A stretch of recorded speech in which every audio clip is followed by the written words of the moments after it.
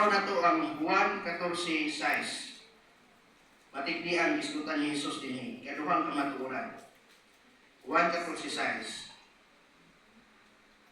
Si Jesus mitubag, ako ang dalan ug ang kamatuoran. Walay makaadto samahan kun dili pinaagi kanako. Sige ni Jesus, ako ang kamatuoran. Bueno nganong gitawag man ni Ginoong Hesus ang iyang kabalingon nga siya ang kamatuoran, no? Tungod kay ang tanang gisulti o gibuhat ni Jesus kamatuoran. Sa mga pananglitan, ang iyang mga kaaway mabasa nato sa Marcos 12:13-14. Kanunay mo gamit og pulong nga kanang magbitik-bitik sila sa kang Hesus. Mingon sila nga nasayod mi magtutudlo nga ikaw matinud-anon. O bisan kaaway ha, nasayod sila nga matinud-anon si Ginoong Hesus. O si Jesus wala magpakuroinon sa mga tao nga maayo. Kundi iya yung gihimo ang mga butang nga iyang gitudlo. Lain pa, ang mga tagna sa Mesiyas tinaw o detalyado kaayo nga natuman diya kang Ginoong Hesus. Pananglitan may isod, mag-isod tagna may labot sa Mesiyas. Unsa ba kadaghan? Bueno, matod pa din imposibleng matino ang gidaganon sa tagna may labot sa Mesiyas. Kay lain-lain man ang paagi sa paghihap sa mga tagna, bisan sa mga teksto nga klarong nagtulong sa Mesiyas. Pero kung nato yung susulpente, daghanang kaayo. Ikan pa sa pagmagdos ni Maria hangtod namatay si Jesus kabanhon, daghan kaayo mga detalye. Panalitan, sa Genesis 22:17-18, iskutan diha nga ang kaliwat nga Mesiyas binhi o kaliwat ni Abraham.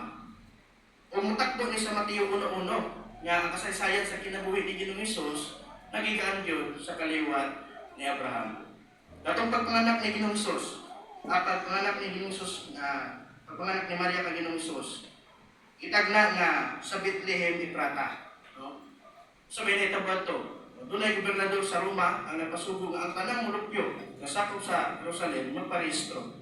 O mga 9 months siguro si Maria adto, nagbiyahe sila, no? Dito man sila sa suko. Labtang din sila pag-abot sa Bethlehem. Nanganak siya. Apangutana na timing lang ba to? Adili, tungod kay natuman gyud ang tagna may labot kang Ginoong Hesus. Gani duha ka Bethlehem ang naglungtad dito. Bethlehem sa Bulong o Bethlehem Efrata. Pero sakto kaayo, detalyado kaayo natuman kang Ginoong Hesus ang mga tagna may labot sa Mesiyas. Ug dili lang kana may daghan pa kaayong tagna may labot sa Mesiyas ang natuman diha kang Ginoong Hesus. Busa makatarunganon gayud ang pag-ingon nga si Hesus mao ang kamatuoran. At uman ang tagna kaniya ang tanan niyang gisulti o gibuhat kamatuoran. Usa si Hesus maingon, ako ang kamatuoran. Unya atong maisgutan ang mga butang nga gihimo ni Ginoong Hesus. Pero kay nagisgot pa ta kang Ginoong Hesus, haom kaayo kay sunod semana sa ulugon ang memorial. Kini mao'y paghandom sa iyang kamatayon. Gidapit ka namo mga igsuon o mga bisita nga niya karon sa pagtambong sunod semana karong Sabado sa dinhi ra akong lokasyon alas 5:45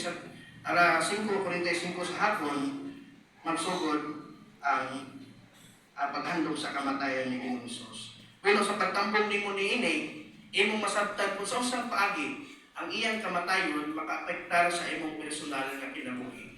Oo, sa imong personal mismo nga kinabuhi. Imong masabtan kung usabay mga benepisyo sa halad lugar ni Ginoong Hesus para nako.